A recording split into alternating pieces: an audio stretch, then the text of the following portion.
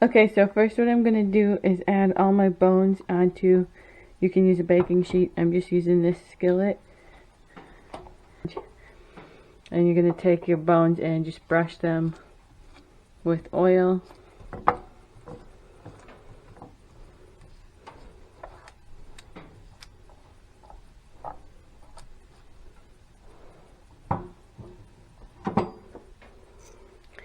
Now add some salt and pepper.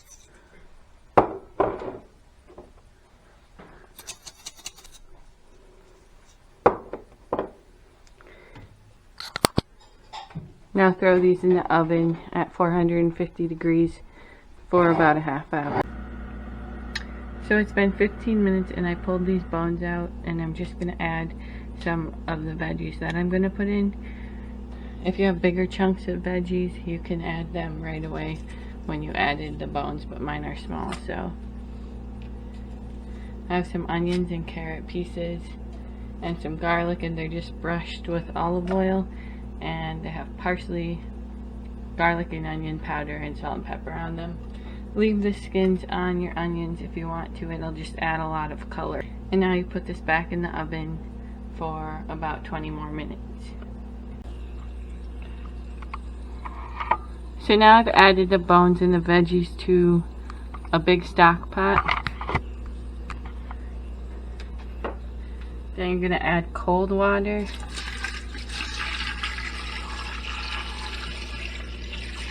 Add enough to completely cover.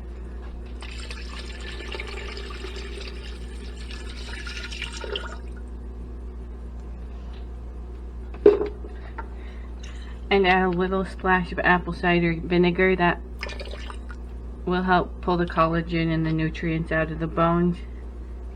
I'm going to add a few more veggie scraps.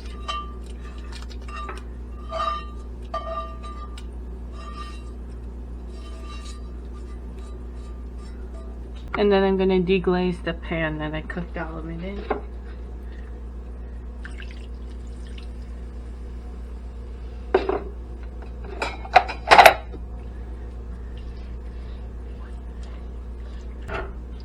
And add all those drippings in as well.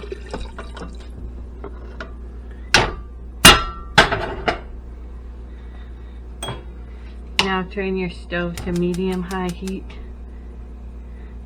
and just bring it up to a boil.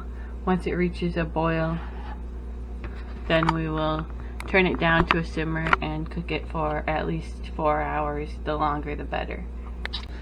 So it's been about 20 minutes and the broth has just come up to a boil. So now you're going to turn it down to about low or medium low, just so it's simmering.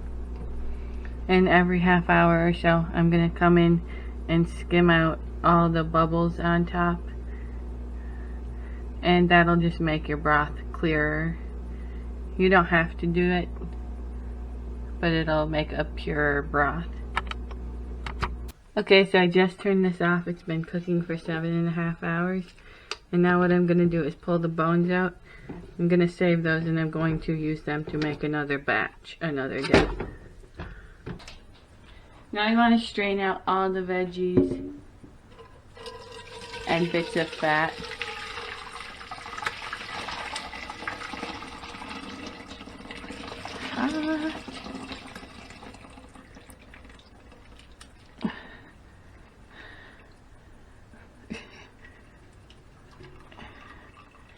Thank you. Now I'm pouring it through one more time.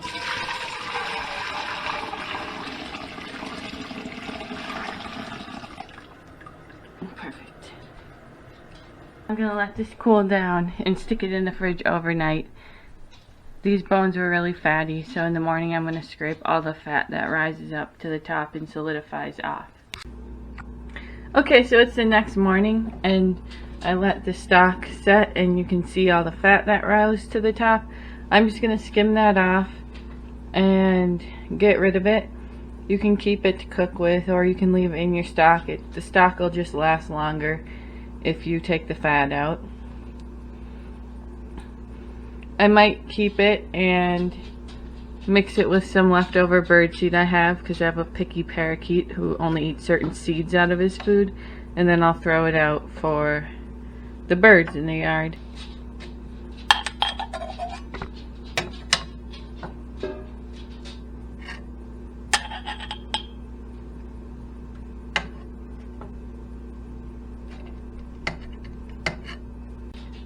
Okay, so I've skimmed the fat off, and this is what it looks like now.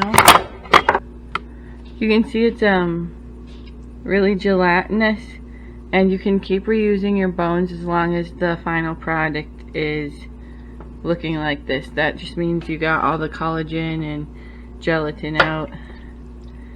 And now you just put this into jars or baggies and you can freeze it. And you can use it in recipes, like throw it in with stews or roasts just to add a flavor. You can also heat it up and drink it. It's supposed to have health benefits. I don't really like to do that because it kind of grosses me out. And I got this much stock from that, and it is all ready for the freezer.